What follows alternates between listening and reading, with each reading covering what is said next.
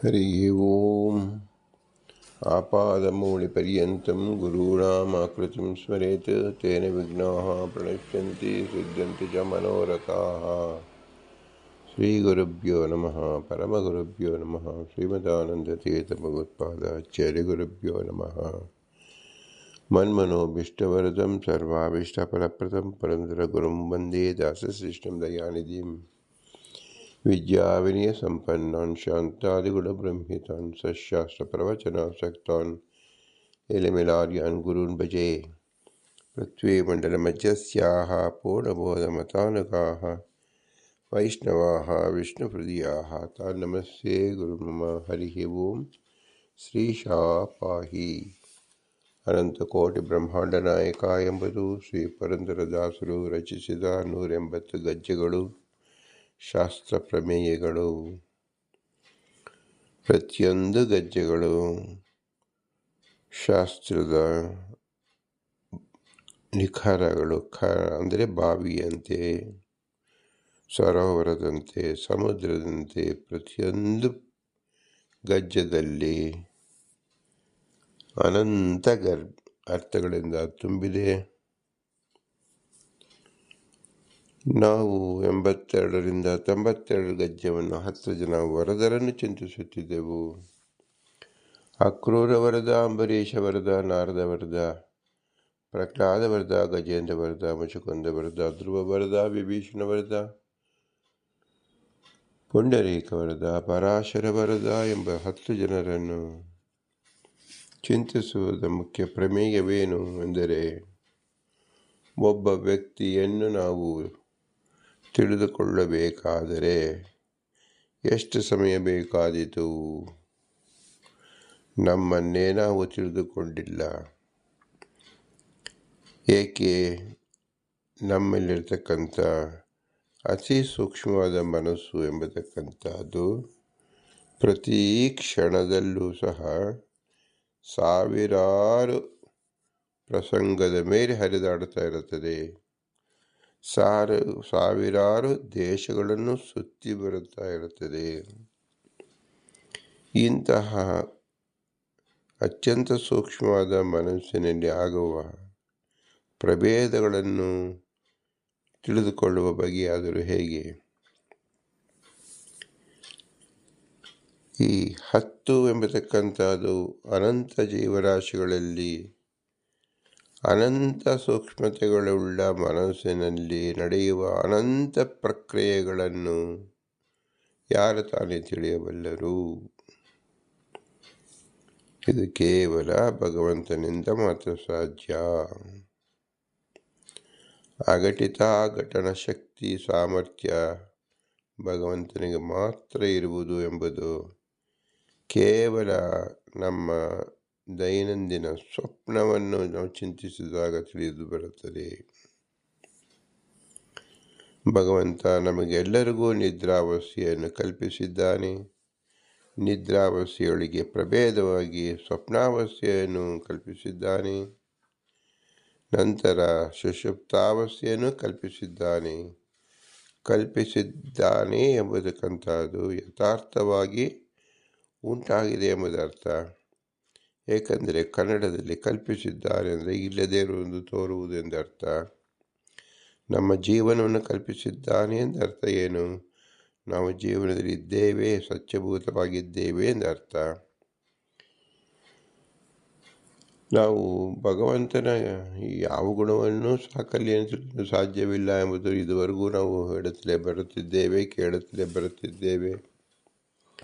ಆದರೂ ಅತ್ಯಂತ ವಿಲಕ್ಷಣವಾಗಿ ಭಗವಂತನನ್ನು ತಿಳಿಯುವ ಒಂದೇ ಒಂದು ಮಾರ್ಗ ಎಂದರೆ ಸ್ವಪ್ನ.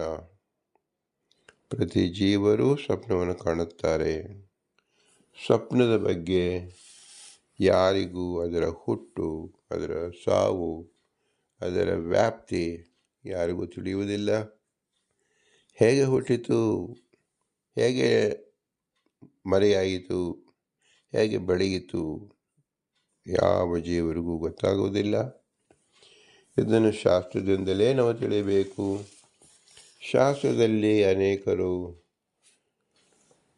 ಪೂರ್ವ ಪಕ್ಷ ಅಂದರೆ ಪ್ರಶ್ನೆಗಳನ್ನು ಹಾಕಿ ಇದಲ್ಲ ಅದಲ್ಲ ಎಂಬುದಕ್ಕಾಗಿ ಅನೇಕ ರೀತಿಯಾದ ಪ್ರಕಾರಗಳನ್ನು ತೋರಿಸುತ್ತಾರೆ.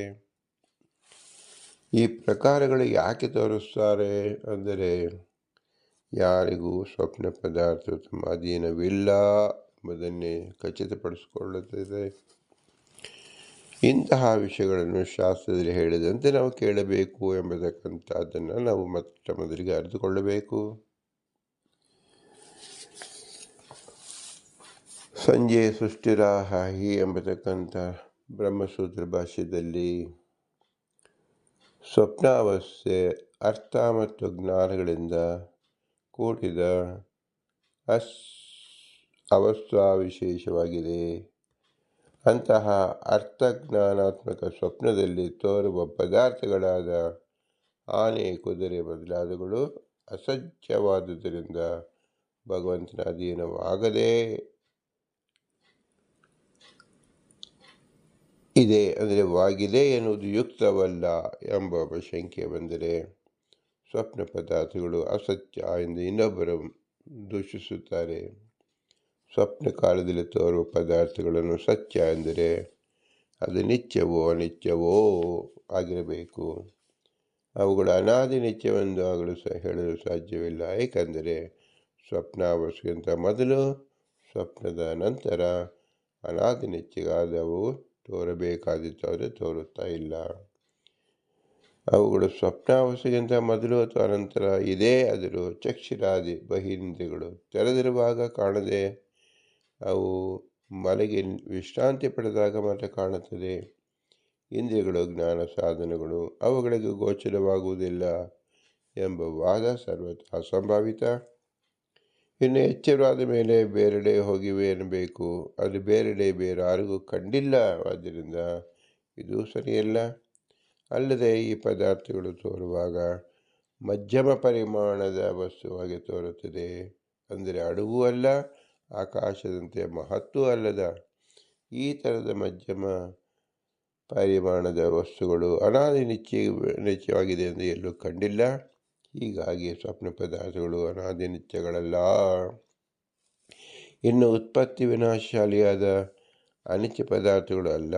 ಅನಿತ್ಯವಾದರೂ ಸ್ವಪ್ನದ ಮೊದಲು ಹುಟ್ಟಿದರೆ ಮೊದಲು, ಸ್ವಪ್ನದ ನಂತರ ಕಾಣಬಾರದೇಕೆ ಎಂಬ ಪ್ರಶ್ನೆ ಇದ್ದೇ ಇದೆ. ಮಿಂಚಿನಂತೆ ಸ್ವಪ್ನದಲ್ಲೇ ಹುಟ್ಟಿ ತಕ್ಷಣ ನಾಶವಾಗುವುದರಿಂದ ಮೊದಲು ಮತ್ತು ನಂತರ ಕಾಣುವ ಪ್ರಶ್ನೆ ಇಲ್ಲ ಎಂದರೆ ಹಾಗೆ ನಿರ್ಧರಿಸಲು ಯಾವುದೇ ಪ್ರಮಾಣಗಳಿಲ್ಲ. ಒಂದು ಪಕ್ಷ ಸ್ವಪ್ನ ಕಾಲದಲ್ಲೇ ಹುಟ್ಟುತ್ತದೆ ಎಂದು ಒಪ್ಪಿದರು. ಸ್ವಪ್ನಕ್ಕಿಂತ ಮೊದಲು ಸ್ವಪ್ನ ಕಾಲದಲ್ಲಿ ಹುಟ್ಟುವ ಮಡಿಕೆಗೆ ಉಪಾದಾನವಾದ ಮಣ್ಣು ಕಾಣಬೇಕಾಗಿತ್ತು. ಸ್ವಪ್ನದ ನಂತರ ಮಡಿಕೆ ನಾಶವಾದ ಮಡಿಕೆಯ ಅವಶೇಷವಾದ ಕಪಾಲಗಳು ಕಾಣಬೇಕು. ಹೀಗೆಂದು ಅಪಾವಿಸಿದರೆ ಉತ್ತರವೇ ಇಲ್ಲ. ಸ್ವಪ್ನ ಕಾಲದಲ್ಲಿ ಹುಟ್ಟುವ ಸ್ವಪ್ನ ಪದಾರ್ಥಗಳಿಗೆ ಬೇರೆಯೇ ಆದ ಉಪಾದಾನ ನಿಮಿತ್ತ ಕಾರಣಗಳಾವುದೂ ನಮಗೆ ಕಂಡು ಬಂದಿಲ್ಲ. ಇನ್ನು ಹುಟ್ಟುವುದೆಂದರೆ ಯಾರು ಸೃಷ್ಟಿಕರ್ತ ಎಂಬ ಪ್ರಶ್ನೆ ಬರುತ್ತದೆ. ಜೀವಾತ್ಮನು ಸ್ವಪ್ನವನ್ನು ನೋಡುವ ವ್ಯಕ್ತಿಯಾಗಿದ್ದಾನೆ ಹೊರತು ಅವನು ಮಾಡುವನಲ್ಲ. ಆ ಸಮಯದಲ್ಲಿ ಅವನಲ್ಲಿ ಯಾವ ಚಟುವಟಿಕೆಯೂ ಕಾಣುವುದಿಲ್ಲ. ಬೇರೊಬ್ಬ ವ್ಯಕ್ತಿಯಲ್ಲಿ ಕಾಣುವುದಿಲ್ಲ. ಪ್ರಮಾಣ ಇಲ್ಲುವುದರಿಂದ ಈಶ್ವರನು ಕರ್ತವಲ್ಲ. ಸ್ವಪ್ನಮಯ ಸ್ವರೂಪ ಇತಿ ಸೃಷ್ಟಿ ಅನ್ಯೇ ವಿಕಲ್ಪಿತ ಎಂಬ ಮಂಡುಕ ಶ್ರುತಿ ಮತ್ತು ಅವಿದ್ಯಾಮಾನೋ ಹಿ ಅವಭಾತಿ ಹಿ ಅಯೋ ಧಾತು ದಿಯ ಸ್ವಪ್ನ ಮನೋರಥಾಯತ ಎಂದು ಭಾಗವತ ವಾಕ್ಯದ ಪ್ರಮಾಣವಿರುವುದರಿಂದ ಸ್ವಪ್ನ ಪದಾರ್ಥಗಳು ಭ್ರಾಂತಿ ಕಲ್ಪಿತವೆಂದು ಸಿದ್ಧವಾಗುತ್ತದೆ. ಈ ರೀತಿಯಲ್ಲಿ ಅಸತ್ಯವಾದಿಂದ ಸ್ವಪ್ನ ಪದಾರ್ಥಗಳು ಭಗವಂತ ಅಧೀನವೆಲ್ಲ ಎಂಬ ಪ್ರಶ್ನೆ ಹುಟ್ಟುತ್ತದೆ. ಸ್ವಪ್ನ ಪದಾರ್ಥಗಳ ಜ್ಞಾನಕ್ಕೆ ಯಾವ ನಿಮಿತ್ತ ಇಲ್ಲದಿಂದ ಅದು ಅಪರಮಾರ್ಥಿಕವಾಗಿದೆ. ಹೀಗಾಗಿ ಅದು ಭಗವಂತನ ಅಧೀನವಲ್ಲ. ಚಕ್ಷುರಾದ ಬಾಹ್ಯೇಂದ್ರಿಯಗಳು ಸ್ವಪ್ನ ಕಾಲದಲ್ಲಿ ಉಪರತವಾಗಿರುವುದರಿಂದ ಅವುಗಳಂತೂ ನಿಮಿತ್ತವಾಗಲು ಸಾಧ್ಯವಿಲ್ಲ. ಇನ್ನು ಮನಸ್ಸು ಜ್ಞಾನಕ್ಕೆ ನಿಮಿತ್ತವಲ್ಲ. ಏಕೆಂದರೆ ಮನಸ್ಸು ರೂಪಾದಿಗಳನ್ನು ಪಡೆದ ವಸ್ತುಗಳನ್ನು ಸಾಕ್ಷಾತ್ತಾಗಿ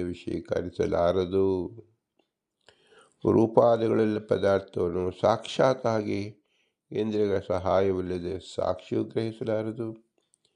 ಪದಾರ್ಥ ಗ್ರಹಣ ವಿಷಯದಲ್ಲಿ ಇಂದ್ರಿಯಗಳು ಪ್ರವೃತ್ತಿ ಮಾಡದಿದ್ದಾಗ ಆ ವಿಷಯದಲ್ಲಿ ಅನುಮಾನ ಶಬ್ದಗಳಿಗೂ ಅವಕಾಶವಿಲ್ಲ.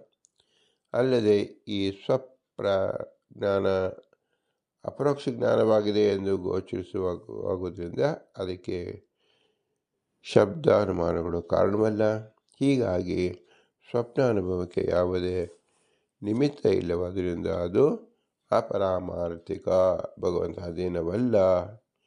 ಹೀಗೆ ಅರ್ಥಜ್ಞಾನ ರೂಪವಾದ ಸ್ವಪ್ನಾವಸ್ಥೆ ಈಶ್ವರ ಅಧೀನವಾಗಿಲ್ಲ ಎಂದು ಪೂರ್ವಪಕ್ಷ ಅಭಿಪ್ರಾಯವಾಗುತ್ತದೆ. ಅರ್ಥಜ್ಞಾನಾತ್ಮಕವಾದ ಸ್ವಪ್ನಾವಸ್ಥೆ ಭಗವದ್ ಅಧೀನವೆಲ್ಲ ಎಂಬ ಪೂರ್ವಪಕ್ಷ ಬಂದಾಗ ಅದನ್ನು ನಿರಾಕರಣೆ ಮಾಡೋಕ್ಕೋಸ್ಕರವಾಗಿ ಅನುವ್ಯಾಖ್ಯಾನದಲ್ಲಿ ವಾಸನಃ ಸರ್ವವಸ್ತೂನಾಂ ಎಂಬುದಾಗಿ ಭೂಮಿಕೆಯನ್ನು ಹೇಳಿದ್ದಾರೆ.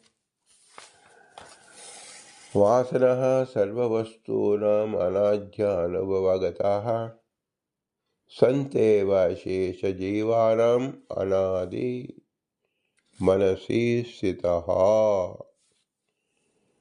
ಅನಾದಿಯಾದ ಅನುಭವ ಪ್ರವಾಹದಿಂದ ಉಂಟಾದ ಅನಾದಿ ಕಾಲದಿಂದ ಮನಸ್ಸಿನಲ್ಲಿ ಮನೆ ಮಾಡಿದ ಎಲ್ಲ ವಸ್ತುಗಳ ಸಂಸ್ಕಾರಗಳು ಎಲ್ಲ ಜೀವರಿಗೂ ಇದ್ದೇ ಇದೆ ಎಂದರ್ಥ. ಅನುಭವ ಪ್ರವಾಹ ಅನಾದಿ, ಹೀಗಾಗಿ ಎಲ್ಲ ವಸ್ತುಗಳು ಸಂಸ್ಕಾರ. ವಾಸನ ಅಂದರೆ ಭಾವನ ಎಂದು ಹೆಸರಿನ ಸಂಸ್ಕಾರಗಳು. ಸರ್ವವಸ್ತೂನಾಂ ಅಂದರೆ ಸರ್ವಪದವನ್ನು ಹೇಳೋದಕ್ಕೆ ಮುಂದೆ ಸ್ವಚರಚಾದಿಕ ದರ್ಶನವನ್ನು ಉಪಪಾದಿಸುವಾಗ ಪ್ರಯೋಜನ ಸ್ಪಷ್ಟವಾಗುತ್ತೆ. ಈ ಭಾವನಾ ಸಂಸ್ಕಾರ ಅನುಭವದಿಂದ ಹುಟ್ಟುತ್ತದೆ. ಎಲ್ಲ ಜೀವರಿಗೂ ಎಲ್ಲ ವಸ್ತುಗಳ ಅನುಭವ ಇರಲು ಸಾಧ್ಯವಿಲ್ಲ. ಹೀಗಾಗಿ ಎಲ್ಲ ಜೀವರಿಗೂ ಎಲ್ಲ ವಸ್ತುಗಳ ಸಂಸ್ಕಾರ ಇದ್ದೇ ಇದೆ ಎನ್ನುವುದು ಹೇಗೆ ಸಾಧ್ಯ? ಅದಕ್ಕೆ ಉತ್ತರವಾಗಿ ಅನಾದ್ಯ ಅನುಭವಗತಃ ಎಂದು ಅನುವ್ಯಾಖ್ಯಾನದಲ್ಲಿ ತಿಳಿಸಿದೆ. ಅಂದರೆ ಅನಾದಿಯಾದ ಅನುಭವ ಪ್ರವಾಹದಿಂದ ಈ ಎಲ್ಲ ವಸ್ತುಗಳ ಸಂಸ್ಕಾರಗಳು ಎಲ್ಲ ಜೀವರಿಗೂ ಹುಟ್ಟಿದೆ ಎಂದರ್ಥ.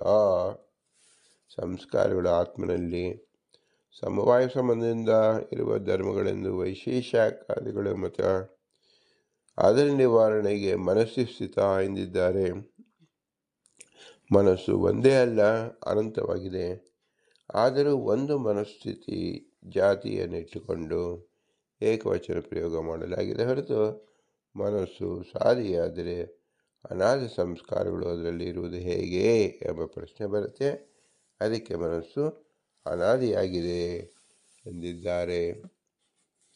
ಏತದೇವ ಪ್ರಪಂಚೇತಿ ತ್ರಿಗುಣಾತ್ಮಕಂ, ಅದನ್ನೇ ತ್ರಿಗುಣಾತ್ಮಕಂ ಮನೋ ಅಸ್ಯೇವ ಎಂಬ ವ್ಯಾಖ್ಯಾನದಲ್ಲಿ ವಿವರಿಸುತ್ತಾರೆ.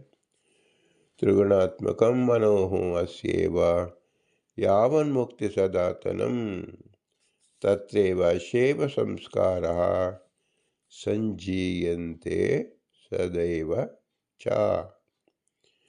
ಸತ್ವ ರಜೋ ತಮೋ ಗುಣಗಳ ರೂಪವಾದ ಅನಾದಿ ನಿತ್ಯವಾದ ಮನಸ್ಸು ಯಾವಾಗಲೂ ಅಂದರೆ ಮುಕ್ತಿಯವರೆಗೆ ಇದ್ದೇ ಇದೆ.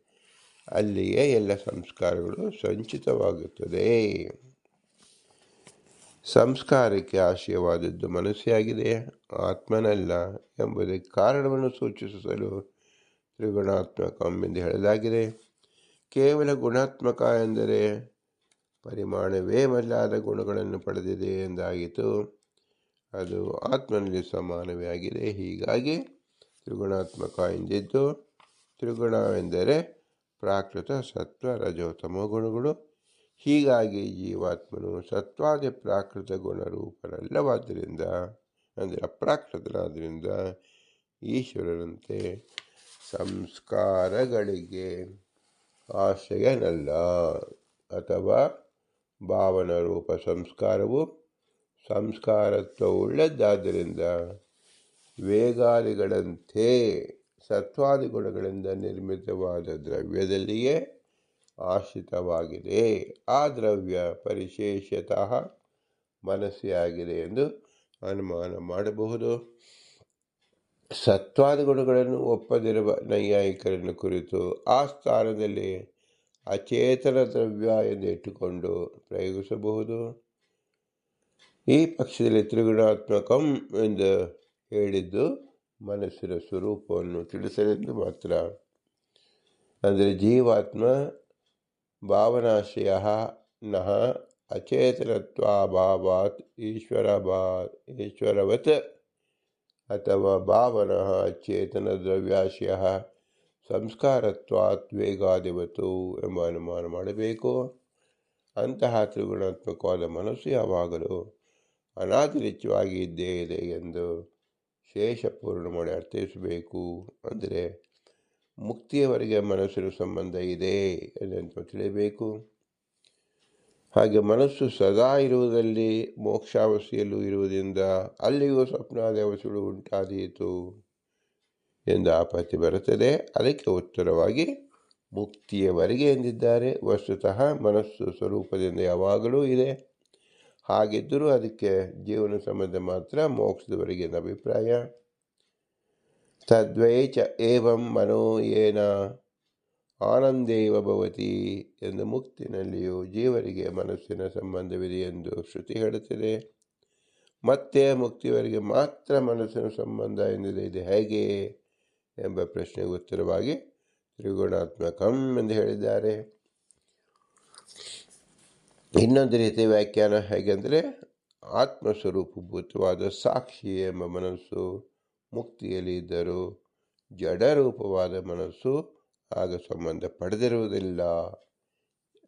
ಆದ್ದರಿಂದ ಮುಕ್ತಿಯವರೆಗೆ ಎಂದಿದ್ದು ಚ ಶಬ್ದ ತಸ್ಮಾತ್ ಎಂದ ಅರ್ಥ. ತ್ರಿಗುಣಾತ್ಮಕವಾದ್ದರಿಂದ ಮನಸ್ಸಿನಲ್ಲೇ ಸಂಸ್ಕಾರ ಇದೆ ಎಂದ ಅಭಿಪ್ರಾಯ. ತತ್ರೈವ ಅಂದರೆ ಮನಸ್ಸಿನಲ್ಲಿ, ಅಂದರೆ ಆತ್ಮನಲ್ಲಿ ಅಲ್ಲ ಎಂದರ್ಥ. ಸೃಷ್ಟಿಕಾಲದಲ್ಲಿ ಮನಸ್ಸಿಗೆ ಉಪಚಯವಾಗುತ್ತದೆ. ಏತಸ್ಮಾ ಜಾಯತೆ ಪ್ರಾಣಃ ಮನೋ ಸರ್ವೇಂದ್ರಿಯಾಣಿ ಚ ಎಂಬ ಶ್ರುತಿಯಲ್ಲಿ ಮನಸ್ಸಿಗೆ ಉತ್ಪತ್ತಿ ಇದೆ ಎಂದು ಹೇಳಿರುವುದರಿಂದ ಮನಸ್ಸು ಅನಾದಿ ಎನ್ನುವುದು ಹೇಗೆ ಎಂಬ ಪ್ರಶ್ನೆಗೆ ಸೂಕ್ಷ್ಮತ್ವೇನ ಲಯೇ ಎಂಬಿತ್ಯಾದಿ ಅನುವಾಕ್ಯದ ಉತ್ತರವನ್ನು ಹೇಳಿದ್ದಾರೆ. ಸೂಕ್ಷ್ಮತ್ವೇನ ಲಯೇ ಸಚ್ಚ ಪ್ರಕೃತೈರೂಪಚೀಯತೆ ಸೃಷ್ಟಿಕಾಲೇ ಯದಾ ತನ್ನ ಕೃತಃ ಸಂಸಾರ ಸಂಸ್ಥಿತಿ. ಲಯಕಾಲದಲ್ಲಿ ಸೂಕ್ಷ್ಮ ರೂಪದಿಂದ ಇರುವ ಮನಸ್ಸೇ ಸೃಷ್ಟಿಕಾಲದಲ್ಲಿ ಪ್ರಾಕೃತವಾದ ಅಹಂಕಾರಾದ ತತ್ವಗಳಿಂದ ಉಪಚಯವನ್ನು ಪಡೆಯುತ್ತದೆ ಹೊರತು ಉತ್ಪತ್ತಿ ಹೊಂದುವುದಿಲ್ಲ. ಒಂದು ಪಕ್ಷ ಸೃಷ್ಟಿಕಾಲದಲ್ಲಿ ಉತ್ಪತ್ತಿ ಹೊಂದುವುದಾದರೆ ಲಯಕಾಲದಲ್ಲಿ ಅದು ಇಲ್ಲದಿದ್ದರೆ ಆತ್ಮನಿಗೆ ಸಂಸಾರವೇ ಕೊಡುತ್ತಿರಲಿಲ್ಲ.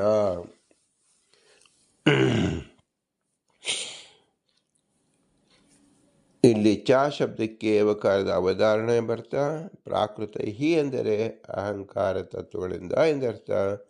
ಮನಃ ಎನ್ನುವ ಶಬ್ದವನ್ನು ಹಿಂದಿನ ವ್ಯಾಖ್ಯಾನಕ್ಕೆ ಇಟ್ಟುಕೊಳ್ಳಬೇಕು. ಪ್ರಳಯ ಕಾಲದಲ್ಲಿ ಮನಸ್ಸು ಇದ್ದರೂ ಮತ್ತೆ ಸೃಷ್ಟಿ ಕಾಲದಲ್ಲಿ ಉಪಚಯವನ್ನು ಪಡೆಯುವುದರಿಂದ ಮನಸ್ಸಿನ ಜನ್ಮವನ್ನು ಶ್ರುತಿ ಹೇಳುತ್ತಿದೆ. ಯಾಕೆ ಈ ಕಲ್ಪನೆ ಅಂದರೆ ಮುಖ್ಯಾರ್ಥದಲ್ಲಿ, ಅಂದರೆ ಮನಸ್ಸು ನಿಜವಾಗಿಯೂ ಹುಟ್ಟಿದೆ ಎನ್ನುವ ವಿಷಯದಲ್ಲಿ ಬಾಧಕ ಇರುವುದರಿಂದ ಯದಾ ತನ್ನ ಎಂಬಿತ್ಯಾದಿ ಮೂಲದಿಂದ ತಿಳಿಸಿದ್ದಾರೆ. ಒಂದು ಪಕ್ಷ ಮನಸ್ಸಿಗೆ ನಿಜವಾಗಿಯೂ ಉತ್ಪತ್ತಿಯೇ ಇರುವುದಾದರೆ ಆಗ ಪ್ರಳಯ ಕಾಲದಲ್ಲಿ ಅದು ಇರುತ್ತಿರಲಿಲ್ಲ. ಪ್ರಳಯದಲ್ಲಿ ಅದು ಇಲ್ಲದೆ ಹೋದರೆ ಆತ್ಮನಿಗೆ ಸಂಸ್ಕಾರವೇ ಇರುತ್ತಿರಲಿಲ್ಲ ಮತ್ತು ಸಂಸಾರವೂ ಇರುತ್ತಿರಲಿಲ್ಲ. ಪ್ರಳಯ ಕಾಲದಲ್ಲಿ ಸಂಸಾರ ಬೇಡ ಎನ್ನುವುದು ಸರಿಯಲ್ಲ. ಪ್ರಳಯ ಕಾಲದಲ್ಲಿ ಮನಸ್ಸು ನಾಶವಾಗಿ ಸಂಸಾರದ ಮುಕ್ತಿ ಪಡೆದ ಜೀವರಿಗೆ ಮತ್ತೆ ಸಂಸಾರ ಬರುವುದಿಲ್ಲವಾದ್ದರಿಂದ ಸೃಷ್ಟಿಯಾಗದೆ ಹೋಗಬೇಕಾದಿತ್ತು. ಆದ್ದರಿಂದ ನಾವು ನಿತ್ಯವಾದ ಮನಸ್ಸು ಮತ್ತು ಅನಿತ್ಯವಾದ ಮನಸ್ಸು ಅಂತ ಎರಡು ಮನಸ್ಸನ್ನು ಒಪ್ಪಲೇಬೇಕು. ಮನಸ್ಸಿಲ್ಲದೆ ಅದು ಅಜ್ಞಾನ, ಬಯಕೆ, ಕರ್ಮಗಳ ಬಲದಿಂದ ಮತ್ತೆ ಸಂಸಾರ ಬರುತ್ತದೆ ಎನ್ನುವುದು ಸರಿಯಲ್ಲ. ಯಾಕೆಂದರೆ ಅಜ್ಞಾನದಿಂದಾಗಿ ಸಂಸಾರವಲ್ಲ ಹೊರತು ಅಜ್ಞಾನಾದಿಗಳೇ ಸಂಸಾರ. ಅದು ಮನಸ್ಸಿಲ್ಲದೆ ಇರುವುದಿಲ್ಲ. ಸಂಸಾರಕ್ಕೆ ಮನಸ್ಸೇ ಕಾರಣ ಎಂಬ ಭಾಗವತ ವಾಕ್ಯದ ವಿರೋಧ ಬರುತ್ತೆ. ಶ್ರುತಿ ಮನಸ್ಸು ಅನಾದಿಯಾದ್ದರಿಂದ ನಿತ್ಯವಾಗಿದೆ, ಮನಸ್ಸಿನ ಸಂಬಂಧವಿಲ್ಲದೆ ಸಂಸಾರಿಯಾದ ಪುರುಷ ಇರಲು ಸಾಧ್ಯವೇ ಇಲ್ಲ ಎಂದು ಹೇಳುತ್ತಿದೆ. ನಿತ್ಯಂ ಮನೋ ಎಂಬ ಶ್ರುತಿಯಲ್ಲಿ ಪುಮಾನ್ ಎಂದರೆ ಸಂಸಾರಿ ಜೀವ ಎಂದರ್ಥ. ಹಾಗಾದರೆ ಸ್ವಪ್ನ ಪದ ಸೃಷ್ಟಿ ಯಾರಿಂದ ಆಗತ್ತೆ ಅಂದರೆ ಭಗವಂತನಿಂದಲೇ ಆಗತ್ತೆ ಅಂತ ತಿಳಿಯಬೇಕು. ಮನಸ್ಸಿನಲ್ಲಿರುವ ವಸ್ತುಗಳ ಅನುಭವ ಪ್ರವಾಹದಿಂದ ಉಂಟಾದ ಸಂಸ್ಕಾರವಿದೆಯ ಎಂದಾದರೆ ಅದರಿಂದ ಏನಾಯಿತು ಅಂದರೆ ಎಂಬ ಪ್ರಶ್ನೆಗೆ ಸಂಸ್ಕಾರೈಹಿ ಭಗವಾನೇವ ಎಂಬ ವ್ಯಾಖ್ಯಾನದಿಂದ ಉತ್ತರಿಸುತ್ತಾರೆ. ಸಂಸ್ಕಾರೈಹಿ ಭಗವಾನೇವ ಸೃಷ್ಟಾ ನಾನಾವಿಧಂ ಜಗತ್ ಸ್ವಪ್ನಕಾಲೇ ದರ್ಶಯತಿ. ಸ್ವಪ್ನ ಕಾಲದಲ್ಲೇ ಭಗವಂತ ಸಂಸ್ಕಾರದಿಂದ ನಾನಾ ವಿಧ ಜಗತ್ತನ್ನು ಪದಾರ್ಥ ಸಮುದಾಯ ನಿರ್ಮಿಸಿ ಜೀವನಿಗೆ ತೋರಿಸುತ್ತಾನೆ ಎಂದರ್ಥ. ಇಲ್ಲಿ ಸ್ವಪ್ನ ಎಂದು ಸ್ವಪ್ನ ಪದಾರ್ಥಗಳಿಗೆ ಸೃಷ್ಟಿಯನ್ನು ಹೇಳಿರುವುದರಿಂದ ಅವುಗಳು ಅನಾದಿ ನಿತ್ಯ ಎಂಬ ಪಕ್ಷದಲ್ಲಿ ಹೇಳಿದ ಎಲ್ಲ ದೋಷಗಳು ಆ ಪಕ್ಷವು ಒಪ್ಪದಿರುವುದರಿಂದಲೇ ದೂರವಾಗುವುದು. ಇನ್ನು ಸ್ವಪ್ನ ಪದಾರ್ಥಗಳಿಗೆ ಸ್ವಪ್ನ ಕಾಲದ ಸೃಷ್ಟಿ ಅಲ್ಲೇ ನಾಶ. ಸ್ವಪ್ನ ಕಾಲದಲ್ಲೇ ಸೃಷ್ಟಿ ಎಂದು ಹೇಳಿದ್ರಿಂದ ಸ್ವಪ್ನಕ್ಕಿಂತ ಮೊದಲಾಗಲಿ ನಂತರವಾಗಲಿ ಸ್ವಪ್ನವು ಕಾಣಲಿ ಎಂಬ ಆಪತ್ತಿಗೆ ಅವಕಾಶವಿಲ್ಲ. ಏಕೆಂದರೆ ಸ್ವಪ್ನದ ಜೊತೆಗೆ ಸಂಹಾರವನ್ನು ಸೇರಿಸಿಕೊಳ್ಳಬೇಕು. ಸ್ವಪ್ನದಲ್ಲಿಯೇ ಕೊನೆಯಲ್ಲಿ ಅವುಗಳ ನಾಶವನ್ನು ಭಗವಂತನೇ ಮಾಡುತ್ತಾನೆ. ಸಂಸ್ಕಾರಗಳೇ ಸ್ವಪ್ನ ಪದಾರ್ಥಗಳಿಗೆ ಉಪಾದಾನ ಕಾರಣ. ಸಂಸ್ಕಾರದಿಂದ ಸೃಜಿಸುತ್ತಾನೆ ಎಂದುದರಿಂದ ಸಂಸ್ಕಾರಗಳು ಆ ಪದಾರ್ಥಗಳು ಉಪಾದಾನವೆಂದು ಹೇಳಿದಂತಾಯಿತು. ಸಂಸ್ಕಾರಗಳು ಗುಣವಾದ್ದರಿಂದ ಉಪಾದಾನವಾಗಲು ಹೇಗೆ ಸಾಧ್ಯ? ದ್ರವ್ಯ ಮಾತ್ರ ಉಪಾದಾನ ಕಾರಣ ಎಂಬ ಆಕ್ಷೇಪಕ್ಕೆ ಅವಕಾಶ ಇಲ್ಲ. ಏಕೆಂದರೆ ಸಂಸ್ಕಾರಗಳು ಮನಸ್ಸಿನ ಪರಿಣಾಮವಾದುದರಿಂದ ದ್ರವ್ಯವೇ ಆಗಿದೆ ಹೊರತು ಗುಣವಲ್ಲ. ಸಂಸ್ಕಾರಗಳು ಅತೀಂದ್ರಿಯವಾದುದರಿಂದ ತೃಣಕದ ಉತ್ಪತ್ತಿ ನಾಶವಾದಾಗ ಅದರ ಉಪಾದಾನ ಕಾರಣವಾದ ಜಿಣಕದಂತೆ ಕಾಣಬೇಕೆಂದೇನಲ್ಲ, ಕಾಣದಿರುವುದು ದೋಷವೇನಲ್ಲ. ಭಗವಂತನೇ ಇದಕ್ಕೆ ಕರ್ತೃವಾಗಿದ್ದನೆಂದು ಕರ್ತೃವನ್ನು ತೋರಿಸಿದ್ದೆ. ಸ್ವಪ್ನ ಕಾಲದಲ್ಲೇ ಸೃಷ್ಟಿಯನ್ನು ಸಂಹಾರವನ್ನು ನಡೆಸುವುದು ಅಸಂಭಾವಿತ ಎಂಬುದಕ್ಕೆ ಉತ್ತರವಾಗಿ ಅಸಾಧ್ಯವಾದುದನ್ನು ಮಾಡುವ ಸಾಮರ್ಥ್ಯ ದೇವರಿಗೆ ಇದೆ ಎಂದು ಸೂಚಿಸಲು ಭಗವಾನ್ ಷಡ್ಗುಣ ಸಂಪನ್ನ. ಹೀಗೆ ಕರ್ತು ಮತ್ತು ಉಪಾದಾನಗಳು ಶುದ್ಧವಾಗಿರುವಾಗ ಜೀವನ ಅದೃಷ್ಟಾದಿಗಳು ನಿಮಿತ್ತವೆಂದು ಪ್ರಮಾಣವೇ ಆಗಿದೆ. ಸ್ವಪ್ನ ಅನುಭವ ಪಾರಮಾರ್ಥಿಕ. ಕೇವಲ ಸ್ವಪ್ನ ಪದಾರ್ಥಗಳು ಸತ್ಯವಾದ್ದರಿಂದ ಅವುಗಳು ಭಗವದ್ ಅಧೀನವೆಂದು ಮಾತ್ರವಲ್ಲ, ಆ ಸ್ವಪ್ನ ಅನುಭವವು ಕೂಡ ಪಾರಮಾರ್ಥಿಕವೇ ಆಗಿವೆ. ಅದನ್ನೇ ಜೀವನಿಗೆ ತೋರಿಸುತ್ತಾನೆ ಎಂದಿದ್ದಾರೆ. ಅಂತಹ ದರ್ಶನಕ್ಕೆ ಸಾಧನ ಮನಸ್ಸೇ ಆಗಿದೆ. ಇಲ್ಲಿ ದರ್ಶ ಎಂದರೆ ಅನುಭವ ಎಂದರ್ಥ. ಆದ್ದರಿಂದ ಸ್ಮರಣೆಯಾಗಿದೆ ಎಂಬ ಮತವನ್ನು ನಿರಾಕರಿಸಿದಂತಾಗುತ್ತದೆ. ಸ್ವಪ್ನ ದರ್ಶನ ಸ್ಮರಣೆಯಲ್ಲ. ಸ್ವಪ್ನ ದರ್ಶನ ಸ್ಮರಣೆ ಎನ್ನಲು ಕಾರಣವೇನು ಅಂದರೆ ಸ್ಮರಣೆ ಎನ್ನಲು ಅದರ ಲಕ್ಷಣವಾದ ಅದು ಎಂಬ ಉಲ್ಲೇಖದಿಂದವಾಗಿಯೇ ಅಥವಾ ಸನ್ನಿಹಿತವಲ್ಲದ ಮನವಸ್ತುವನ್ನು ಗ್ರಹಿಸುವುದರಿಂದಲೋ ಅಥವಾ ಸಂಸ್ಕಾರದಿಂದ ಹುಟ್ಟಿರುವ ಕಾರಣದಿಂದಲೋ ಪ್ರಶ್ನಿಸುತ್ತೆ ಬರುತ್ತದೆ. ಮೊದಲನೇ ಪಕ್ಷವು ಸರಿಯಲ್ಲ. ಸ್ವಪ್ನ ತೋರುವಾಗ ಇದು ಇದು ಎಂದು ವಸ್ತುಗಳು ತೋರುವುದರಿಂದ ಅದು ಎಂಬ ಉಲ್ಲೇಖವೇ ಇಲ್ಲ. ಆ ಕಾರಣದಿಂದ ಅದು ಐತಾರ್ಥ ಸ್ಮೃತಿ ಎನ್ನುವುದು ಸರಿಯಲ್ಲ. ಏಕೆಂದರೆ ಇದು ಮೊದಲಾಗಿ ಸ್ಮೃತಿಯೇ ಅಲ್ಲ. ಸ್ಮೃತಿಯಾಗಿದ್ದರೆ ಐತಾರ್ಥ ಸ್ಮೃತಿ ಎನ್ನಬಹುದು. ಅದೇ ಸಿದ್ಧವಾಗಿಲ್ಲ. ಸ್ವಪ್ನದ ಪದಾರ್ಥಗಳು ಸನ್ನಿಹಿತವೇ ಆಗಿದೆ ಎಂದು ಉಪಪಾದಿಸುವುದರಿಂದ ವಿಷಯವು ಅಸನ್ನಿಹಿತವಾಗಿದೆ ಎಂಬ ಎರಡನೇ ಪಕ್ಷವು ಸರಿಯಿಲ್ಲ.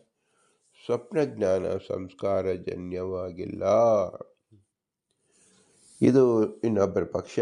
ಸಂಸ್ಕಾರಗಳು ಸ್ವಪ್ನ ಪದಾರ್ಥಗಳು ಹುಟ್ಟಿಸುವುದು. ಆದ್ದರಿಂದಲೇ ಅದರ ಕಾರ್ಯ ಮುಗಿಯಿತು. ಹೀಗಾಗಿ ಸ್ವಪ್ನ ಜ್ಞಾನಕ್ಕೆ ಸಂಸ್ಕಾರ ಕಾರಣವೇ ಆಗಿಲ್ಲ. ಅದರಿಂದ ಮೂರನೇ ಪಕ್ಷ ಯುಕ್ತವಲ್ಲ. ಆದ್ದರಿಂದ ಧ್ಯಾನ ಮತ್ತು ಮನೋರಥದಲ್ಲಿ ಸಂಸ್ಕಾರದಿಂದ ಹುಟ್ಟಿದ ಪದಾರ್ಥವನ್ನು ಮನಸ್ಸಿನಿಂದ ಅನುಭವಿಸುವಂತೆ ಸ್ವಪ್ನದಲ್ಲೂ ಅನುಭವಿಸುತ್ತಾನೆ ಎಂದು ಒಪ್ಪಿದರೆ ಏನು ತೊಂದರೆ ಎಂದರೆ ಮನೋರಥ ಧ್ಯಾನಗಳಲ್ಲಿ ಪ್ರಯತ್ನಪೂರ್ವಕ ಬಯಸಿದ ಪದಾರ್ಥಗಳ ಸೃಷ್ಟಿ ಸ್ವಪ್ನೆಯಲ್ಲಿ ಆದರೆ ಸೃಷ್ಟಿಯು ಭಗವಂತನ ಇಚ್ಛಾಧೀನವಾಗಿದೆ. ಇದೇ ಇವೆರಡರ ವೈಲಕ್ಷಣ್ಯ. ಸ್ವಪ್ನದಲ್ಲಿ ಕಾಣುವುದು ಬಾಹ್ಯ ವಸ್ತುವಲ್ಲ. ಮತ್ತೆ ಕೆಲವರು ಏನು ಮಾಡ್ತಾರೆ, ಸ್ವಪ್ನ ಅನುಭವವೇ ಅಲ್ಲ, ಆದರೆ ಜಾಗೃತ ಕಾಲದಲ್ಲಿ ಅನುಭವಿಸುವ ಸ್ಮರಣೆಯ ವಸ್ತುಗಳ ವಿಷಯದಲ್ಲೇ ಈ ಅನುಭವ ತೋರುತ್ತದೆ ಎನ್ನುತ್ತಾರೆ. ಈ ಮತವು ಸರಿಯಲ್ಲ. ಈ ಅನುಭವ ಯಥಾರ್ಥವೋ ಅಯಥಾರ್ಥವೋ ಅನುಭವಿಸುವ ಬಾಹ್ಯ ಪದಾರ್ಥಗಳ ದೇಶದಿಂದ ಕಾಲದಿಂದ ದೂರದಲ್ಲಿರುವುದರಿಂದ ಯಥಾರ್ಥವನ್ನು ಬರುವುದಿಲ್ಲ. ಇನ್ನು ಅಯಥಾರ್ಥವಾಗಿದೆ ಪಕ್ಷದಲ್ಲಿ ಆಯ್ದುಕೊಳ್ಳಬೇಕು. ಒಂದು ಪ್ರಶ್ನೆ, ಗಜವಲ್ಲದ ವಸ್ತುವಿನಲ್ಲಿ ಗಜವೆಂದು ಉಲ್ಲೇಖಿಸುವುದರಿಂದ ಈ ಅನುಭವ ಯಥಾರ್ಥವಾಗಿದೆಯೋ ಅಥವಾ ಅಸನ್ನಿಕೃಷ್ಟ ಅಂದರೆ ದೂರದಲ್ಲಿರುವುದು ನಿಜವಾದ ಗಜದಲ್ಲೇ ಸನ್ನಿಕೃಷ್ಟವಾಗಿದೆಯೋ ಸಮೀಪದಲ್ಲಿ ಎಂದು ಉಲ್ಲೇಖ ಇರುವುದರಿಂದ ಅಯಥಾರ್ಥವಾಗಿದೆಯೋ? ಮೊದಲ ಪಕ್ಷದ ಪ್ರಕಾರ ಗಜವಲ್ಲದ ವಸ್ತುವನ್ನು ಗಜವೆಂದು ಉಲ್ಲೇಖಿಸುವ ಜ್ಞಾನ ಎಂದರೆ ಸ್ವಪ್ನದ ನಂತರ ಬಾಧ ಬರುವಾಗ ಇದು ಗಜವಲ್ಲ ಹೊರತು ಗವಯವಾಗಿದೆ ಎಂಬ ಬಾಧ ಬರಬೇಕಾದೀತು. ಇನ್ನು ಎರಡನೇ ಪಕ್ಷ ಪ್ರಕಾರ ಪಕ್ಷದಲ್ಲಿ ಕಂಡ ಗಜವೇ ಆದರೂ ದೂರದಲ್ಲಿರುವುದನ್ನು ಸಮೀಪದಲ್ಲಿದೆ ಎಂದು ಉಲ್ಲೇಖಿಸುವ ಜ್ಞಾನವಿದು ಎಂದರೆ ಗಜವು ಸನ್ನಿಕೃಷ್ಟವಾಗಿಲ್ಲ, ದೂರದಲ್ಲಿದೆ ಎಂದು ಬಾಧಜ್ಞಾನ ಬರಬೇಕಾಗಿತ್ತು. ಹಾಗೆಂದು ಬಾಧವೂ ಬರುತ್ತಿಲ್ಲ. ಆದ್ದರಿಂದ ಸಂಸ್ಕಾರದಿಂದ ಹುಟ್ಟಿದ ಸ್ವಚ್ಛವಾದ ಪದಾರ್ಥಗಳನ್ನು ಗ್ರಹಿಸುವ ಇದು ಪ್ರಮಾಣವೇ ಆಗಿದೆ ಎಂದು ಹೇಳುವುದು ಉಚಿತವಾಗಿದೆ. ಹಾಗಾದರೆ ಶ್ರುತಿ ಸ್ಮೃತಿಗಳಲ್ಲಿ ಸ್ವಪ್ನ ಪ್ರತೀತಿಯನ್ನು ಭ್ರಾಂತಿ ಎಂದಿರುವುದೇಕೆ ಎಂದ ಪ್ರಶ್ನೆಗೆ ಉತ್ತರವನ್ನು ಹೇಳುತ್ತಾರೆ. ಸ್ವಪ್ನ ಪದಾರ್ಥ ಬಾಹ್ಯವಾಗಿ ಕಾಣುವುದೇ ಭ್ರಾಂತಿ. ಭ್ರಾಂತಿ ಜಾಗೃತತ್ವಮೇವ ಹಿ. ಸ್ವಪ್ನ ಪದಾರ್ಥಗಳು ಬಾಹ್ಯ ಪದಾರ್ಥಗಳೇ ಆಗಿವೆ ಎಂಬ ಜ್ಞಾನ ಮಾತ್ರ ಭ್ರಮೆಯಾಗಿದೆ. ಸ್ವಪ್ನದಲ್ಲಿ ಕಾಣುವುದು ಯಥಾರ್ಥವಾಗಿದೆ, ಬಾಹ್ಯದಲ್ಲಿ ಮಾತ್ರ ಅದು ಭ್ರಮೆಯನ್ನಿರಿಸಿಕೊಳ್ಳುತ್ತದೆ. ಜಾಗೃತತ್ವ ಅಂದರೆ ಜಾಗೃತ ಪ್ರತೀತಿ ಎಂದು ಅರ್ಥೈಸಬೇಕು. ಏಮಕಾರದಿಂದ ಪದಾರ್ಥ ಸ್ವರೂಪ ವಿಷಯದಲ್ಲಿ ಇರುವ ಜ್ಞಾನ ಭ್ರಮೆಯಿಲ್ಲ ಎಂದು ತಿಳಿಸುತ್ತಾರೆ. ಜಾಗೃತ್ವ ಅಂದರೆ ಜಾಗೃತ ಕಾಲದಲ್ಲಿ ಅನುಭೂತವಾದ ಬಾಹ್ಯ ಪದಾರ್ಥಗಳೊಂದಿಗೆ ಐಕ್ಯಾತವಾ ಭೇದ. ಸ್ವಪ್ನ ಪದಾರ್ಥಗಳು ಆ ಕಾಲದಲ್ಲಿ ಹುಟ್ಟಿರುವುದರಿಂದ ಆ ಮೊದಲು ಕಂಡಿಲ್ಲ. ಅಂತಹ ನೋಡದಿರುವ ಸ್ವಪ್ನ ಕಾಲದ ಮಕ್ಕಳು ಮೊದಲಾದವರನ್ನು ತಾನು ನೋಡಿದ ಮಕ್ಕಳೆಂದೇ ತಿಳಿಯುತ್ತಾನೆ. ಹಾಗಾಗಿ ಅದು ಭ್ರಾಂತಿಯಾಗಿದೆ. ಅಥವಾ ಜಾಗೃತ್ವ ಅಂದರೆ ಗಗನಾದಿಗಳು, ನಿತ್ಯತ್ವಾದಿ ಧರ್ಮಗಳು, ಘಟಾದಿ ಪದಾರ್ಥಗಳೆಲ್ಲ ಮಣ್ಣು ಮೊದಲಾದ ವಸ್ತುಗಳಿಂದ ಹುಟ್ಟಿದಿರುವಿಕೆ, ಬಾಹ್ಯ ಅರ್ಥಕ್ರಿಯಾ ಸಾಮರ್ಥ್ಯ ಇತ್ಯಾದಿಗಳನ್ನು ಇಟ್ಟುಕೊಳ್ಳಬೇಕು. ಸ್ವಪ್ನ ಪದಾರ್ಥಗಳು ಇಲ್ಲದಿರುವ ಈ ಧರ್ಮಗಳನ್ನು ಗ್ರಹಿಸುತ್ತಿರುವುದರಿಂದ ಸ್ವಪ್ನ ಪ್ರತೀತಿ ಭ್ರಾಂತಿಯಾಗಿದೆ. ಶ್ರುತಿ ಸ್ಮೃತ್ಯಾದಿಗಳು ಈ ಜಾಗೃತ ಪ್ರತೀತಿಯನ್ನೇ ಭ್ರಮೆ ಎನ್ನುತ್ತಿದೆ. ಪದಾರ್ಥಗಳು ಸ್ವಚ್ಛವಾದ್ದರಿಂದ ಅವುಗಳ ಪ್ರತೀತಿಯೇನಲ್ಲ. ಇಲ್ಲಿ ಒಂದು ಪ್ರಶ್ನೆ ಹುಟ್ಟುಕೊಳ್ಳುತ್ತದೆ. ನೀವು ಹೇಳುವ ಈ ಜಾಗೃತತೆಗೆ ಸಂಸ್ಕಾರವಿದ್ದೇ ಇದೆ, ಹೀಗಾಗಿ ಅದಕ್ಕೂ ಉಪಾದಾನ ಇರುವುದರಿಂದ ಅದರ ಪ್ರತೀತಿ ಭ್ರಾಂತಿ ಹೇಗಾದೀತು? ಹಾಗೆ ಇಲ್ಲದೆ ಹೋದಲ್ಲಿ ಪದಾರ್ಥಗಳ ಪ್ರತೀತಿಯೂ ಭ್ರಾಂತಿಯಾಗಲಿ ಅವೆರಡಕ್ಕೆ ವಿಶೇಷವೇನಿಲ್ಲ. ಅಂದರೆ ನಾವು ಹೇಳುವ ಕಾರಣ ಸಾಮಗ್ರಿ ಸಂಪಾದನೆ ಮಾಡುವುದು ಸಾಧ್ಯವಾದ ಮಾತ್ರಕ್ಕೆ ಪದಾರ್ಥಗಳೆಲ್ಲ ಸ್ವಚ್ಛವಾಗಿದೆ ಎನ್ನುತ್ತಿಲ್ಲ ಹೊರತು ಬಾಧವಿಲ್ಲುವುದರಿಂದ ಪದಾರ್ಥಗಳು ಸ್ವಚ್ಛವಾಗಿದೆ ಎನ್ನುತ್ತೇವೆ. ಈ ವಿಷಯವನ್ನು ಉಪಪಾದನೆ ಮಾಡೋಕ್ಕೆ ಕಾರಣ ಸಾಮಗ್ರಿ ಇಲ್ಲದಿರುವುದರಿಂದ ಈ ಪದಾರ್ಥಗಳು ಅಸ್ವಚ್ಛವಾಗಿದೆ ಎನ್ನುವ ವಾದಿಗೆ ಅಸಿದ್ಧಿಯನ್ನು ಹೇಳಲು ಸಾಮಗ್ರಿಯನ್ನು ತೋರಿಸಿದ್ದೇವೆ ಅಷ್ಟೇ. ಪ್ರಕೃತ ಜಾಗೃತ ವಿಷಯದಲ್ಲಿ ಪ್ರತೀತಿಗೆ ಬಾಧಕ ಇದ್ದೇ ಇದೆ. ಸ್ವಪ್ನದಲ್ಲಿ ಕಂಡದ್ದು ಸ್ವಪ್ನ ಪದಾರ್ಥವೇ ಹೊರತು ಜಾಗೃತ ಕಾಲದಲ್ಲಿ ಅನುಭವಿಸುವ ಪದಾರ್ಥವಲ್ಲ ಎಂಬ ಬಾಧ ಬಂದಿದೆ. ಈ ಬಾಧ ಕಾರಣದಿಂದಾಗಿಯೇ ಜಾಗೃತತ್ವ ಮಾತ್ರ ಅಸತ್ಯವಾಗಿದೆ. ಇದನ್ನೇ ಹಿ ಎಂಬ ಶಬ್ದದಿಂದ ಆಚಾರ್ಯ ತೋರಿಸಿದ್ದಾರೆ. ಸ್ವಾಶ್ಚರ್ಯದ ವಿಷಯದಲ್ಲಿಯೂ ಸಂಸ್ಕಾರವಿದೆ. ಸ್ವಪ್ನ ಪದಾರ್ಥವನ್ನು ಕಂಡು ಬರುವ ಬಾಹ್ಯತ್ವ ಜ್ಞಾನ ಮಾತ್ರ ಅಲ್ಲ, ಭ್ರಮೆ ಎಂದು ಹೇಳಿದಂತಾಯಿತು. ಅದು ಸರಿಯಲ್ಲ. ಏಕೆಂದರೆ ಅಲ್ಲಿ ತೋರುವ ಕೆಲವು ಪದಾರ್ಥಗಳು ಅಸತ್ಯವಾದ್ದರಿಂದ ಈ ವಿಷಯ ಪ್ರತೀತಿಯಲ್ಲಿ ಭ್ರಾಂತಿಯಾಗಿದೆ. ಸ್ವಪ್ನದಲ್ಲಿ ತನ್ನ ತಲೆ ಕಳೆದು ತುಂಡಾಗಿರುವಂತೆ ತೋರುತ್ತದೆ.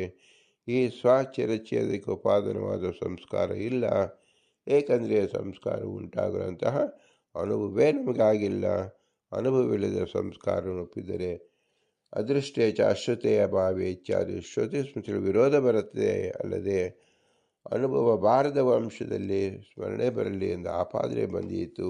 ಆದ್ದರಿಂದ ವಸ್ತುತಃ ನೇರವಾಗಿ ಸ್ವಚರಚ್ಯಾದಿಗಳ ವಿಷಯದಲ್ಲಿ ಬಾಧವಿಲ್ಲ. ಹಾಗಿದ್ದರೂ ಅದಕ್ಕೆ ಬೇಕಾದ ಕಾರಣ ಸಾಮಗ್ರಿ ಇಲ್ಲದ ಪ್ರಯುಕ್ತ ಅದನ್ನು ಅಸತ್ಯವೆಂದೇ ಒಪ್ಪಬೇಕು ಎಂದರೆ ಅದಕ್ಕೆ ಉತ್ತರ ಅದೃಷ್ಟೇಚ ಅಶ್ರುತೆ ಭಾವೇ ಎಂಬ ವಾಕ್ಯವನ್ನು ತಿಳಿಸಿದ್ದಾರೆ. ಅದೃಷ್ಟೇಚ ಅಶ್ರುತೆ ಭಾವೇ ನ ಭಾವ ಉಪಜಾಯತೆ. ಇದರ ಅರ್ಥವೇನು?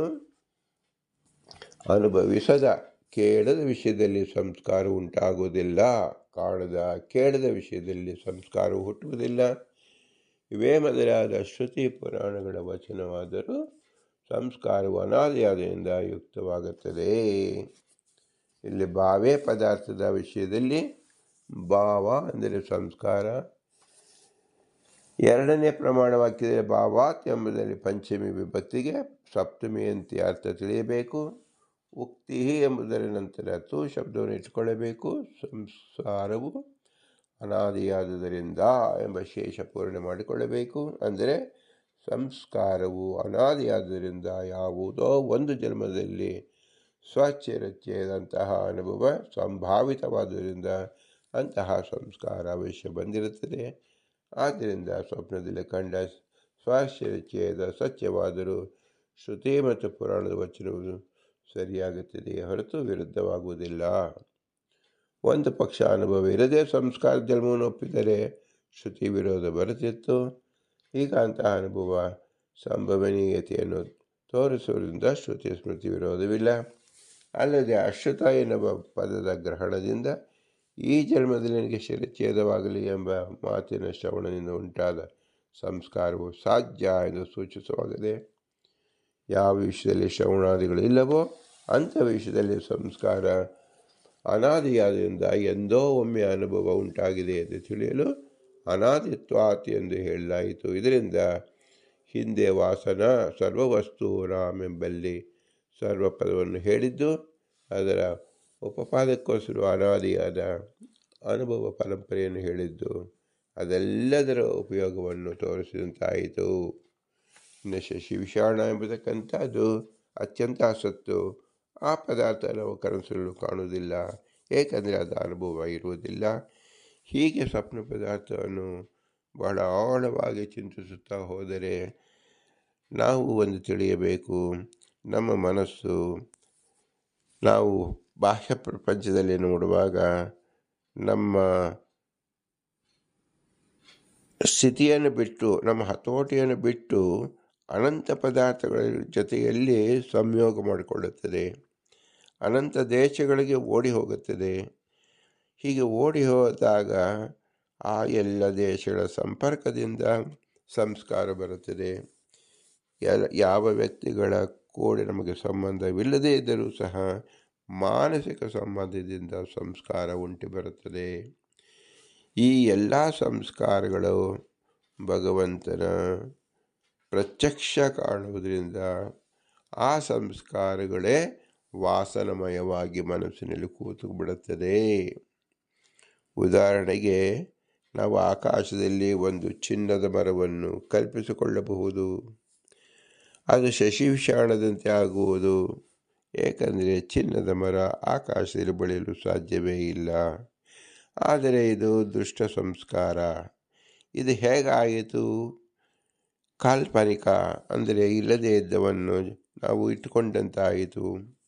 ಇಲ್ಲಿ ಪದಾರ್ಥಗಳು ಆಕಾಶ ಸತ್ಯ, ಮರ ಸತ್ಯ, ಚಿನ್ನವು ಸತ್ಯ. ಇದರ ಸಂಬಂಧ ಸತ್ಯವಾದುದಲ್ಲ. ಇದು ನಮಗೆ ದುಷ್ಟ ಸಂಸ್ಕಾರ, ಅಂದರೆ ನಾವು ಇಲ್ಲದೇ ಇರುವುದನ್ನು ನಾವು ಮಾಡಿಕೊಂಡಂತೆ ಕಲ್ಪಿಸಿಕೊಳ್ಳುತ್ತೇವೆ. ಇಂತಹದನ್ನು ಸಹ ನನಗೇನೋ ಎಂದು ಹುಚ್ಚು ಕನಸು ಬಿತ್ತು ಅಂತ ನಾವು ಹೇಳುತ್ತೇವೆ. ಇವು ಹುಚ್ಚು ಕನಸರಿಗೆ ಮೂಲಭೂತವಾದದ್ದು ಯಾವುದು? ಹುಚ್ಚು ಸಂಸ್ಕಾರ. ಹೇಗೆ ನಾವು ಗಗನದಲ್ಲಿ ಚಿನ್ನದ ಮರವನ್ನು ಕಂಡೆ ಎಂಬಂತೆ. ಹೀಗೆ ಇದು ಒಂದು ಉದಾಹರಣೆ ಮಾತ್ರ. ಇಂತಹ ಸಾವಿರಾರು ಉದಾಹರಣೆಗಳಿರುತ್ತದೆ. ಇದು ಪ್ರತಿ ಜೀವನ ಬಾಹ್ಯ ಮನಸ್ಸು ಅತ್ಯಂತ ಚಂಚಲವಾಗಿ ಎಲ್ಲ ಕಡೆ ಅದು ಚಲಿಸುವುದರಿಂದ ಅನಂತ ಸಂಸ್ಕಾರಗಳನ್ನು ಅದು ಸಂಪಾದಿಸುತ್ತದೆ. ಆ ಸಂಸ್ಕಾರವೇ ಉಪಾದಾನ ಕಾರಣವಾಗಿ ಭಗವಂತ ಸ್ವಪ್ನವನ್ನು ತೋರಿಸುತ್ತಾನೆ ಎಂದು ಶಾಸ್ತ್ರ ಹೇಳುತ್ತಿದೆ.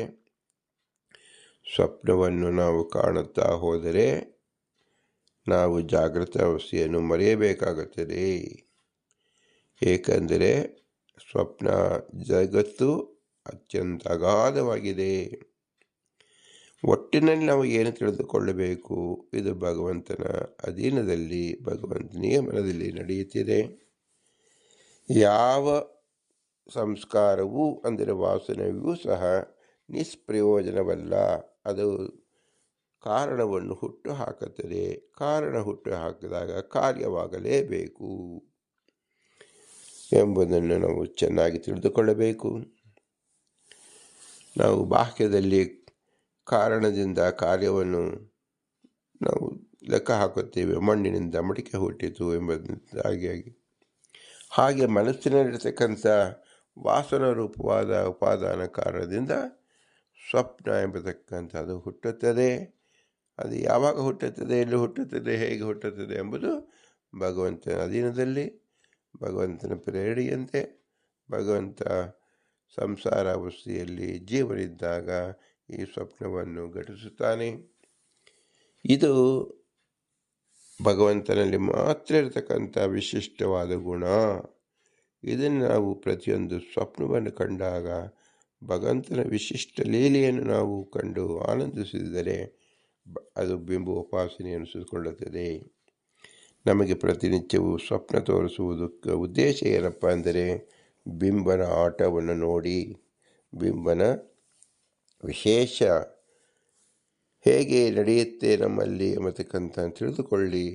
ಆದ್ದರಿಂದ ಪ್ರತಿಯೊಬ್ಬ ಜೀವನಲ್ಲೂ ಸಹ ಸ್ವಪ್ನ ಭಿನ್ನವಾಗಿಯೇ ಇರುತ್ತದೆ. ಯಾಕೆ ಎಂದರೆ ಭಿನ್ನ ಜೀವಗಣ ಹರೇರನುಚರಾ, ಎಲ್ಲರ ಕಾಮ ಕೃತ್ಯ ಭಾವನೆಗಳು ಭಿನ್ನವಾಗಿ ಇದೆ. ಭಿನ್ನವಾದ ಸಂಸ್ಕಾರ ಹುಟ್ಟಿದೆ. ಆದ್ದರಿಂದ ಭಿನ್ನವಾದ ಸಂಸ್ಕಾರದಿಂದ ಹುಟ್ಟಿದ್ದು ಭಿನ್ನವಾದ ಸ್ವಪ್ನಗಳು. ಹೀಗೆ ಸ್ವಪ್ನದ ಪ್ರಪಂಚವನ್ನು ಪುರಂದರದಾಸರು ವಿಶೇಷ ಆಕಾರವಾಗಿ ಚಿತ್ರಿಸಿ ನಮಗೆ ಮನದಟ್ಟು ಮಾಡಿಕೊಂಡಿದ್ದಾರೆ. ಇದು ನಮ್ಮ ಬಿಂಬೋಪಾಸನೆಗೆ ಮೂಲಭೂತವಾಗಿದೆ. ಇದನ್ನು ಚೆನ್ನಾಗಿ ಮನಸ್ಸಿನಲ್ಲಿ ತಿಳಿದುಕೊಳ್ಳಬೇಕು. ಭಗವನ್ ಮಹಿಮೆಯನ್ನು ತಿಳಿದುಕೊಳ್ಳಬೇಕು. ಭಗವನ್ ಮಹಿಮೆಯ ಇನ್ನೊಂದು ರೂಪವೇ ಭಗವಂತನಲ್ಲಿ ಭಕ್ತಿ ಮಾಡುವುದು ಎಂದಾಗಿದೆ. ಭಗವಂತನಲ್ಲಿ ಭಕ್ತಿ ಜಾಗೃತರಾಗುವುದಕ್ಕೆ ಸ್ವಪ್ನವನ್ನು ಶಾಸ್ತ್ರದಲ್ಲಿ ವಿಶೇಷವಾಗಿ ಪ್ರಸ್ತಾಪಿಸಲಾಗಿದೆ. ಅದನ್ನು ಅಕ್ರೂರ ವರದ ಎಂದು ಹೇಳಿದರಿಂದಲೇ ಅಕ್ರೂರನಿಗೆ ಒದಗಿದ ಸ್ವಪ್ನವ ಚಿತ್ರವನ್ನು ನಾವು ಕಲ್ಪಿಸಿಕೊಂಡಾಗ ನಮ್ಮ ಅನಂತ ಸ್ವಪ್ನಗಳನ್ನು ಸಹ ಸರಿತೂಗಿಸಿ ಅರ್ಥ ಮಾಡಿಕೊಳ್ಳಬಹುದು. ಈ ಅನಂತ ಸ್ವಪ್ನಕ್ಕೆ ಸ್ವಾಮಿಯಾದವ ಭಗವಂತ ಎಂಬ ವಿಶೇಷ ಗುಣವನ್ನು ಚಿಂತಿಸಿದಾಗ ಬಿಂಬೋಪಾಸನೆ ಸಹಸ್ರನಾಮವಾದಂತೆ, ಕೋಟಿ ನಾಮ ಜಪದಂತೆ ಬಿಂಬೋಪಾಸನೆ ಎನಿಸುವುದು. ಇದೇ ಮುಖ್ಯ ಕಾರಣವಾದ್ದರಿಂದ ಜೀವನ ಪ್ರಕರಣದಲ್ಲಿ ಶ್ರೀ ಪುರಂದರದಾಸರು ಅಕ್ರೂರ ವರದ ಮುಂತಾದ ಗುಣದಲ್ಲಿ ತಿಳಿಸಿದ್ದಾರೆ. ಇದರಿಂದ ಅವರ ಅಂತರ್ಯಾಮಿ ಪುರಂದರ ವಿಠಲನಿಗೆ ಅನಂತ ನಮಸ್ಕಾರಗಳನ್ನು ಸಲ್ಲಿಸುತ್ತಾ, ಇಂತಹ ಸುಜ್ಞಾನ ಸಾಧ್ಯವಾದುದು ಕೇವಲ ಮನುಷ್ಯ ಜನ್ಮದಲ್ಲಿ. ಮನುಷ್ಯ ಜನ್ಮನಾಗಿದ್ದು ಅವನ ಸ್ವಪ್ನ ಪದಾರ್ಥವನ್ನು ವಿಶೇಷವಾಗಿ ಚಿಂತಿಸಿದಾಗ ದೊರಕುವುದು ಭಗವಂತನಲ್ಲಿ ಇರತಕ್ಕಂಥ ವಿಶೇಷವಾದ ಗುಣಗಳು. ಇಂಥ ಮನುಷ್ಯ ಜನ್ಮ ಬರಕ್ಕೆ ಕಾರಣಭೂತರಾದಂಥ ಅವರ ತಂದೆ ತಳ ಅನುಗ್ರಹ ರೂಪ, ತಂದೆ ತಳ ಇರುವಿಕೆಗೆ ನೆರವಾದ ಗುರು ಹಿರಿಯರ ಅನುಗ್ರಹ ರೂಪ, ಇವುಗಳಲ್ಲಿ ತತ್ವಾಭಿಮಾನಿ ದೇವತೆಗಳ ಅನುಗ್ರಹ ರೂಪ, ಇವರೆಲ್ಲರಲ್ಲಿ ನಿಂತ ಭಾರತೀಪತಿ ವಾಯುದೇವರ ವಿಶೇಷವಾದ ಅನುಗ್ರಹ ರೂಪವನ್ನು ಚಿಂತಿಸಲೇಬೇಕು. ಪ್ರತಿ ಕಾರ್ಯದಲ್ಲಿ ನಾವು ತಿಳಿದುಕೊಳ್ಳಬೇಕು. ಇವರೆಲ್ಲರೂ ಸ್ವತಂತ್ರದ ಭಗವಂತ ಲಕ್ಷ್ಮೀನಾರಾಯಣ ಮಾತ್ರ. ಅವನ ವಿಶೇಷ ಸ್ಮರಣೆ ನಾವು ಹೇಗೆ ಮಾಡಿಕೊಳ್ಳುವುದು ಅಂದರೆ ಭೂಯಿಷ್ಠಾಂತ ನಮ್ಮ ಉಕ್ತಿಮಿದೇಮ, ಭೂಯಿಷ್ಠಾಂತ ನಮ್ಮ ಉಕ್ತಿಮಿದೇಮ, ಭೂಯಿಷ್ಠಾಂತ ನಮ್ಮ ಉಕ್ತಿಮಿದೇಮ ಅಂತ ಹೇಳಿ ಸ್ವಪ್ನ ವಿಷಯದಕ್ಕೆ ತಾತ್ಕಾಲಿಕವಾಗಿ ವಿರಾಮವನ್ನು ಕೊಟ್ಟು ಸುಷುಪ್ತಿಯನ್ನು ತಿಳಿಯುವ ಮುಂದೆ ಅದನ್ನು ಶ್ರೀ ಪುರಂದರ ತಿಳಿಸ್ಕೊಡಬೇಕು ಎಂದು ಹೇಳುತ್ತಾ ಭಾರತೀಯರ ಮುಖ್ಯ ಪ್ರಾಣಾಂತರ ಶ್ರೀಕೃಷ್ಣಾರ್ಪಣ. ಹರಿ ಓಂ, ಹರಿ ಓಂ, ಹರಿ ಓಂ.